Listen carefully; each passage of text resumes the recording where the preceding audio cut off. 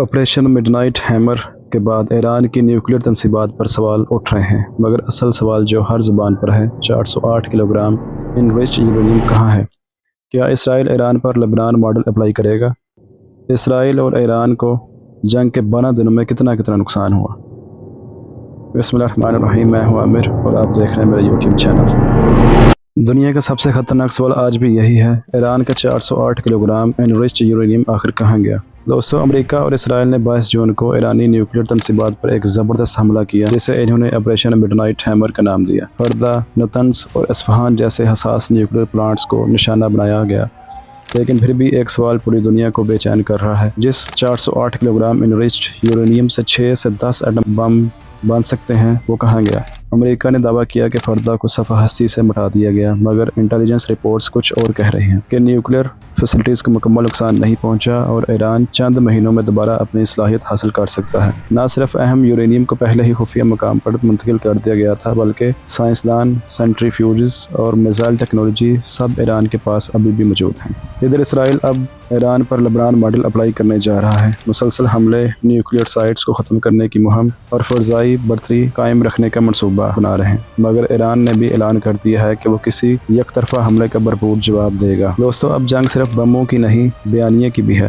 America और Israel की अडल्ट्रेट कहानियों को DIA की रिपोर्ट्स और CNN की ब्रेकिंग न्यूज़ झूठा करार दे चुकी है। ईरान की खामोशी में ताकत छुपी है और रूस और चीन की हिमायत से ये मामला अब सिर्फ मशरकी वस्ता का नहीं, बल्कि एक मल्टीपोलर न्यूक्लियर वर्ल्ड का खतरनाक रुख इख्तियार कर रहा है। दोस्तों, ईरान के न्यूक्लियर साइंसदानों को निशाना बनाया गया। इस्फहान प्लांट्स की गैस फैसिलिटी तबाह हुई, मगर याद रखें कि ईरान ने पहले भी अस्करी जोहरी प्रोग्राम के सरबराह मोहसन फखरीज़ादा की शहादत के बाद पीछे हटने के बजाय आगे बढ़ने का फैसला किया था। आज भी वही अज़म और प्लानिंग जारी है। इनके पास न सिर्फ हज़ारों सेंट्रीफ्यूजेस के पुर्जे और माहिरीन मौजूद हैं, बल्कि मिसाइल लॉन्च सिस्टम्स और ज़ेर ज़मीन कम्प्लेक्सेस में वो तेज़ी से बहाली की तरफ जा रहे हैं। इस 12 दिन की जंग में दोनों मुल्कों को काफ़ी ज़्यादा नुकसान पहुँचा गया। इस जंग में ईरान के 14 साइंसदान शहीद हुए।